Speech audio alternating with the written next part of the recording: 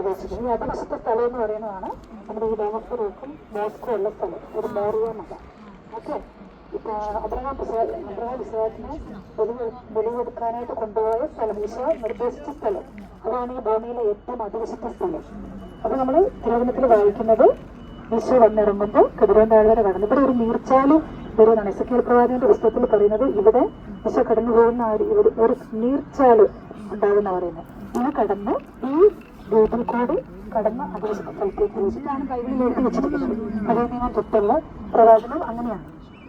അപ്പൊ അങ്ങനെ ഒരു പ്രവചനം നിൽക്കുന്നത് കൊണ്ട് ഈ മതത്തിന്റെ പ്രശ്നങ്ങളൊക്കെ സാമ്രാജ്യത്തിന്റെ കാലത്ത് മിശിഹ വന്നിറങ്ങുമ്പോൾ ഈ അതിവശത്തെ സ്ഥലത്തേക്ക് പ്രവേശിക്കുമ്പോൾ മരിച്ചവർ അക്ഷയരായി അവനോടൊപ്പം അതിവശത്തെ സ്ഥലത്തേക്ക് പ്രവേശിക്കുമെന്നാണ് അല്ലേ. ജൂതമത വിശ്വാസപ്രകാരം ഈശോ ഒരു റബായി മാത്രമാണ്. അവർക്കൊരിക്കലും ഈശോയെ മിശിഹയായിട്ട് അംഗീകരിക്കാൻ പറ്റത്തില്ല. റബായിമാരില് ഓരോ ഗോത്രങ്ങൾക്കും ഓരോ അവകാശങ്ങളും ഓരോ രീതികളും ഉണ്ട്. ഈശോ ആരുടെ ഗോത്രത്തിലുള്ളതാണ്? യൂദാ ഗോത്രത്തിലുള്ള അല്ലേ. അപ്പോൾ ഈശോയുടെ ആ റാബായി എന്നുള്ള സ്ഥാനം വെച്ചിട്ട് റാബായിമാർക്ക് മൃതശരീരത്തിൽ സ്പർശിക്കാനോ മൃതശരീരങ്ങൾ എടുത്ത് പോവുകയാണ്. മൃതശരീരങ്ങളെ സ്പർശിച്ച് അകത്തേക്ക് കയറില്ല എന്നുള്ളതിലാണ്, ആ ഒരു ലോജിക്കിലാണ് ഈ വെച്ചിരിക്കുന്നത്. പിന്നെ പ്രവചനം പൂർത്തിയാകണമെങ്കിൽ മരിച്ചവർ അക്ഷരായി അവനോടൊപ്പം അകത്ത് കിടക്കുകയും ചെയ്യണം അല്ലേ. അപ്പൊ അങ്ങനെ വിശ്വാസമുള്ള മെസ്സിയാനിക് യൂജുവിഷനുള്ള ആൾക്കാരുണ്ട്.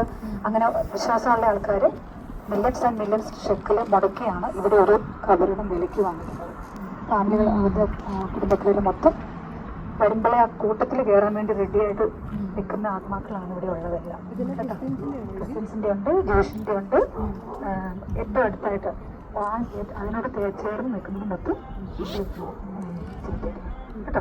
അപ്പൊ ഇപ്പം തോടുന്നതല്ലോ, ഇതിന്റെ താഴെയാണെങ്കിൽ ഹിന്നോൻ ഇതൊക്കെ. ഇനി ഈ ഗേറ്റിന്റെ മറ്റൊരു പ്രത്യേകതയോടുണ്ട്. നമ്മൾ ഇനി ഇറങ്ങാൻ പോകുന്നത് ഓശാന വീതിയിലേക്കാണ്. അതായത് ഓശാന ഞായറാഴ്ച ബത്പഗ എന്ന് പറയുന്ന സ്ഥലത്ത് നിന്ന് ഈശോയെ കുതിരപ്പുറത്ത് ഇരുത്തി ഓശാന പാടി ആണ് ഈശോ ജെറുസലേമിലേക്ക് പ്രവേശിക്കുന്നത്. ഓക്കെ, ഈശോ ജെറുസലേമിലേക്ക് വന്ന് പ്രവേശിച്ചത് ജെറുസലേം ദേവാലയത്തിന്റെ കിഴക്ക് വശത്ത് നിന്നുള്ള വാതിലിലൂടെയാണ്. അപ്പൊ ഇതായിരുന്നു ഈ ഒരു ഗോൾഡൻ ഗേറ്റ് ആണ് ജെറുസലേം ദേവാലയത്തിലേക്ക് ഉണ്ടായിരുന്നത്, കിഴക്ക് വശത്ത് നിന്നുള്ള വാതിൽ. അപ്പൊ ഈ വാതിലിലൂടെയാണ് ഈശോ ജെറുസലേം ദേവാലയത്തിലേക്ക് കടന്നത്. അങ്ങനെ രണ്ട് പ്രത്യേകതകളുള്ള ഗേറ്റാണ്. ഓക്കെ, നമ്മളിപ്പോൾ ഇറങ്ങാൻ പോകുന്നത് അതായത് ബത്പഗ എന്ന് പറഞ്ഞ സ്ഥലത്ത് കുറച്ച് ദൂരെയാണ്, വെസ്റ്റ് ബാങ്കിന്റെ സൈഡിലാണ്. അവിടുന്ന് കുതിരപ്പുറത്ത് വന്ന് ഇങ്ങനെ പോയി.